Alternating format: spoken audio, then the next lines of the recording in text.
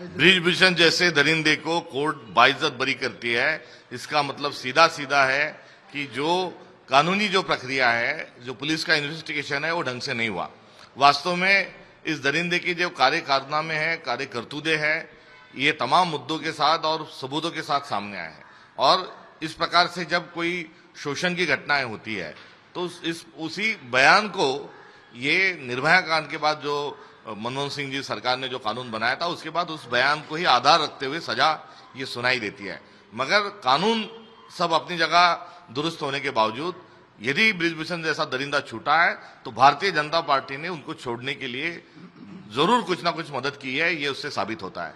और जिस आदमी को उम्र कैद होना चाहिए था, वो आदमी बाइज्जत बरी होना, ये अंधा कानून इस देश में चल रहा है, उसका ये जीता जागता सबूत है। एक तरफ कॉमनवेल्थ गेम चल रहे हैं और दूसरी तरफ कॉमनवेल्थ गेम में जिन्होंने मेडल हासिल किए थे, उनके साथ इस प्रकार से देश में यदि बुरा कोई गलत होता है तो मैं व्यक्तिशः आहत में हूं। मैं उन तमाम खिलाड़ी बहनों की एक देश का एक हिस्सा होने के नाते मैं उनसे माफी मांगना चाहता हूं और उसी के साथ मैं उनको आश्वस्त ये भी करना चाहता हूं कि ये मोदी का जो दरिंदा सरकार है, ये कानून जो अंधा चल रहा है, इससे सत्तांतर के बाद तात्काल स्वरूप में इसका री इन्वेस्टिगेशन होगा और इन सारे दरिंदों को धर दबोचने में कांग्रेस या सत्तांतर के बाद हम बिल्कुल नहीं चुकेंगे। ये भी आश्वस्त यहाँ पर मैं कहना चाहता हूँ। और मोदी जी, आप इतने विकृतिपूर्ण आपका प्रशासन चल रहा है, इसका जो पाप है ये आपके माथे उम्र रहेगा और लगातार भी इतिहास में ये दर्ज होगा।